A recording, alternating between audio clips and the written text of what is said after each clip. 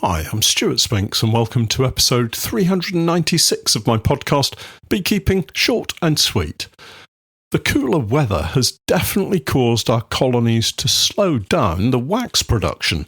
That's had a knock-on effect in getting foundation drawn as comb, and the downturn in temperature has also meant some grumpy bees.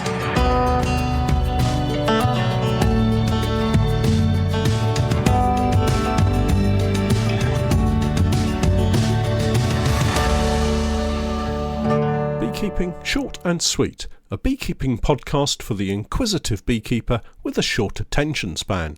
A beekeeper, in fact, just like me. Hi everyone, and welcome back to the podcast. And with more unsettled weather, it's been a kind of dash and grab kind of inspection week. The early May sunshine and warmth rapidly disappeared. Was it ever sunny and warm? I seem to remember a day or two, maybe? Anyway, it really has been very chilly of late, and we've had some cracking rain showers thrown in as well. All of this has meant some very interesting inspections, and here I'm mainly thinking about the temperament of the bees. I don't really enjoy inspecting colonies in the cold and wet, and they, especially, don't like being interfered with when it's cold and wet either. They are very quick to let me know it though, and that leads to some very uncomfortable inspections indeed.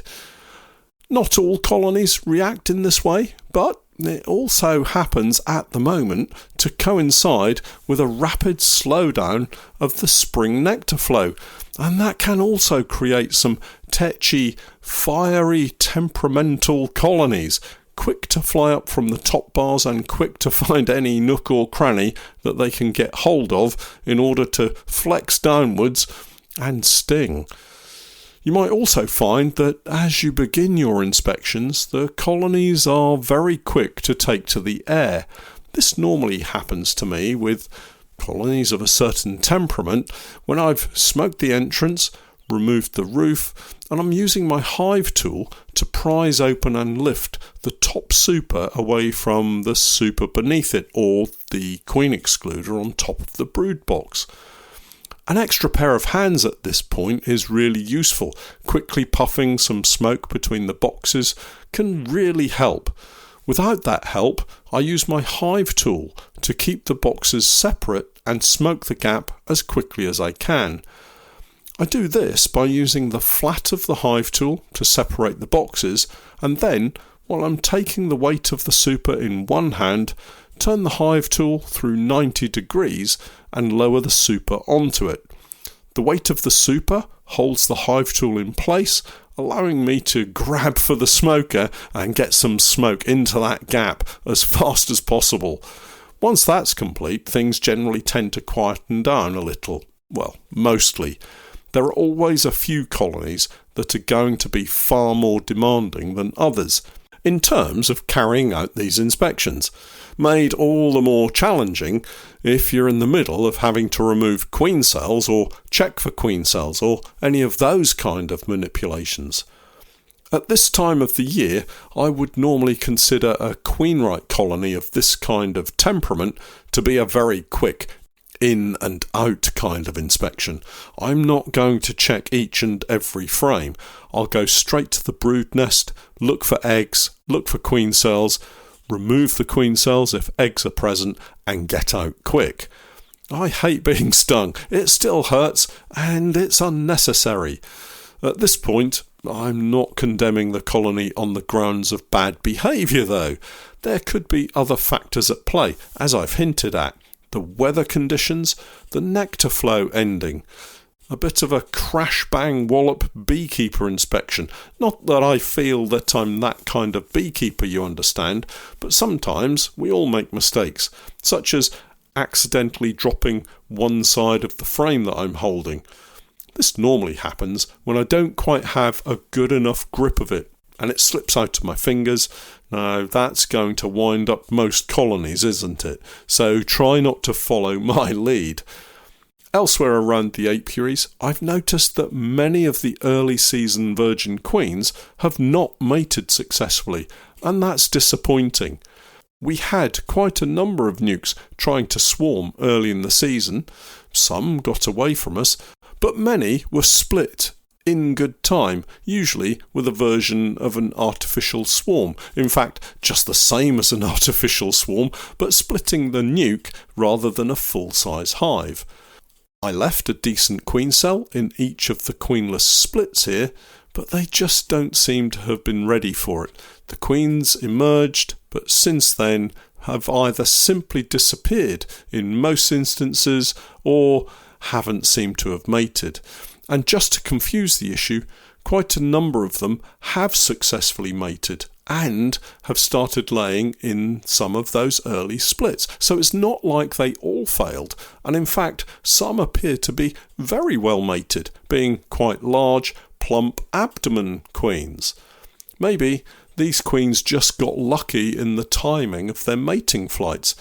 But I have around 8 to 10 nukes that are currently, well, they appear to be hopelessly queenless, and I will need to sort those out very soon. 1 or 2 of them have already become egg-laying worker colonies. It's sometimes considered an end point for that colony, as trying to introduce a new queen or frames of eggs usually results in the egg-laying workers destroying, killing, or removing any form of competition that they may face. My normal course of action with this type of colony is to shake them into an empty brood box along with several other hopelessly queenless colonies, give them a spray of light syrup and add some frames. A short time later, maybe the next day, I'll unite them with a very strong, and I mean a very strong, queen-right colony, and that normally sorts them out. The egg-laying workers stop laying, whether that's because they're told they're not to lay any eggs anymore, or forced not to lay eggs anymore, or killed to stop them laying eggs anymore. I'm not too sure, but I just know that the egg-laying workers don't do it anymore. Once they're united and settled down, the options of splitting them using an artificial swarm method or whatever I choose to use at the time seems to work pretty well, and I've recovered many a colony using this technique. Something I have noticed in the last week is the sudden halting of wax production for new comb. This is no doubt tied in with the sudden plunge in temperatures, and I have no doubt we'll see more wax being produced in the next couple of weeks because the temperature is going to rise significantly. It is, however, a real nuisance and can cause a lot of delays in colonies building brood comb for the queen to lay into. If you combine this with removing frames of food stores from colonies to open up the brood nest area, it can result in a fair amount of damage or chewed foundation that then results in poorly drawn comb, which may need removing and replacing once again. It can get quite frustrating. It does look like that frustrating part of the early season is about to slide away though, and be replaced with some much warmer weather, as I mentioned. And that will again help with wax production, and that of course translates into comb production. If you have popped a few new frames into your colonies early and have been disappointed by the lack of progress, be patient, give it another week or two, and I think you'll be rewarded with some lovely new comb for your queen to lay her eggs in. This prediction of mine is absolutely based on the fact that your and my colonies are healthy and strong. It also helps if the spring supers can come off and restrict the colony to the brood box, if that's where your frames of foundation have been placed. Don't expect your colony to ignore any frames in the supers above in favour of a sideways move in the brood box to draw out those brood frames. They just don't seem to think that way. Try to give them some encouragement by removing the temptation in the first place. I've just started to remove some boxes of honey and it's honestly looking okay.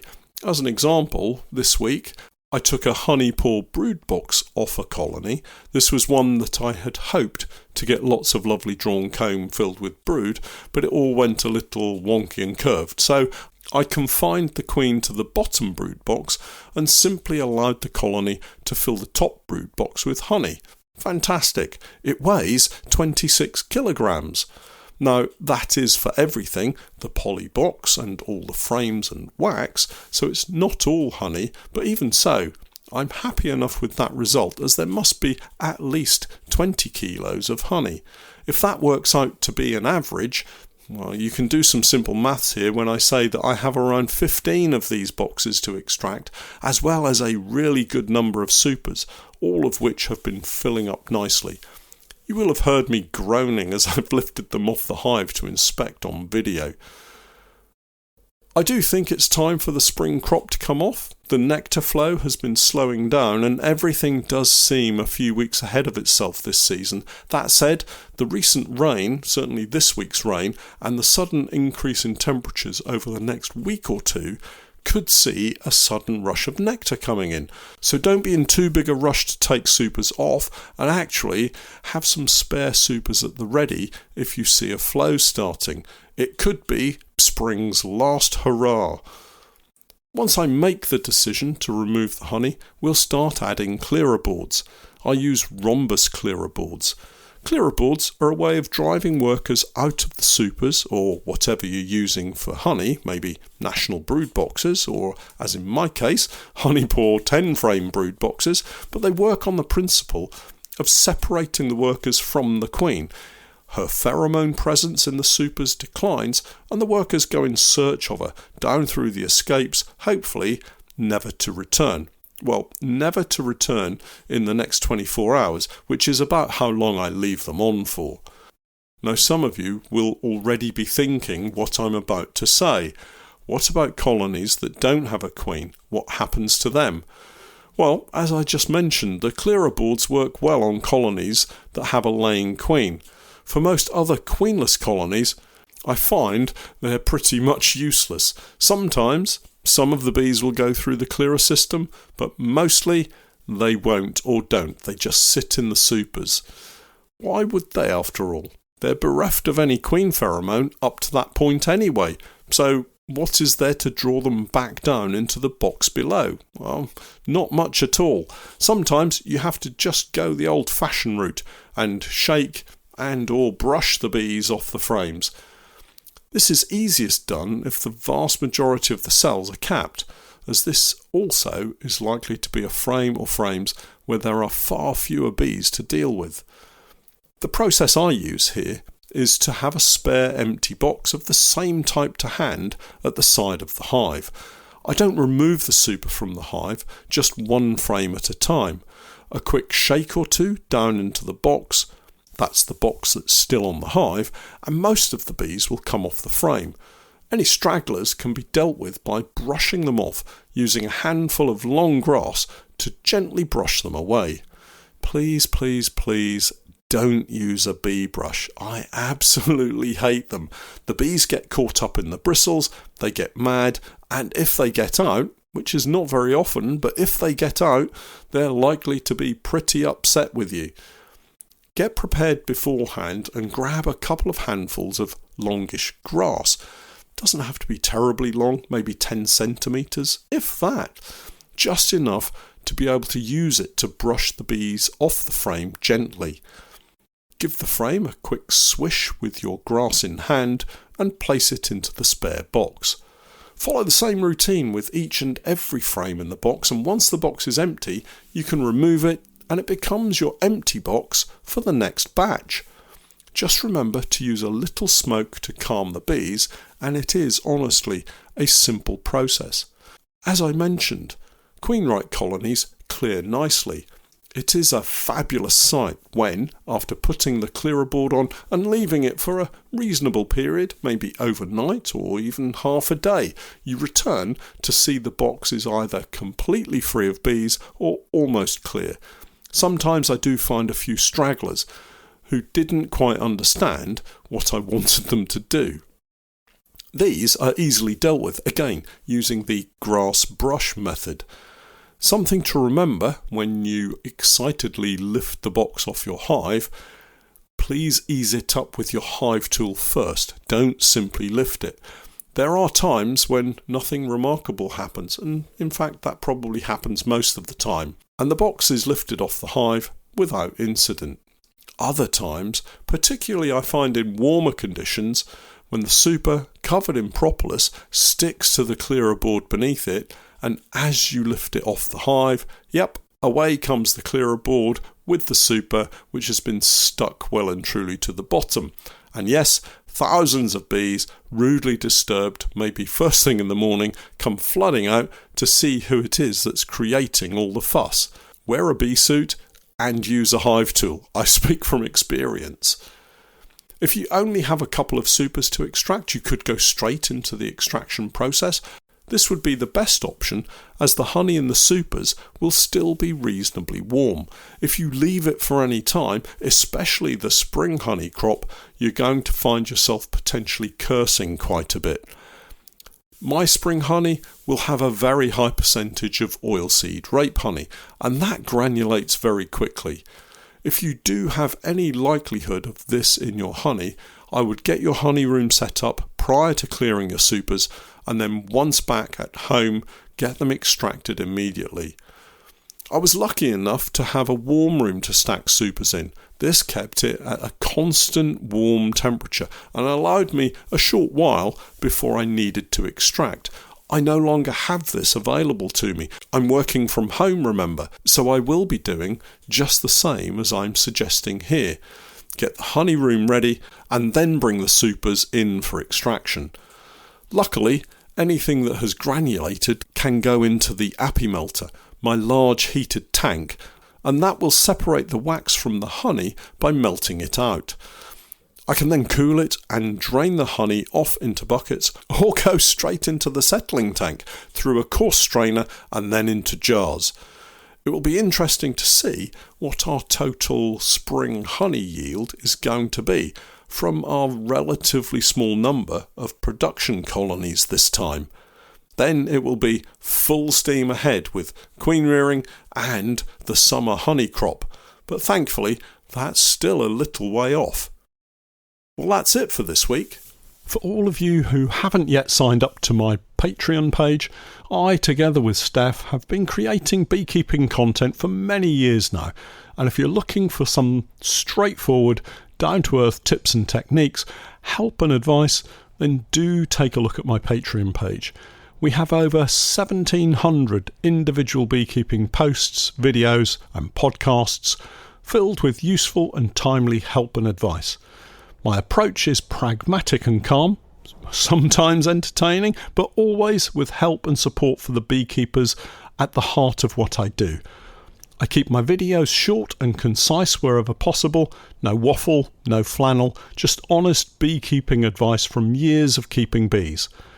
Take a look and join me for the new 2026 beekeeping season. It'll cost you less than a jar of honey, and you never know, there may be something there that will help improve your beekeeping. Check us out online at www.patreon.com/Norfolk Honey.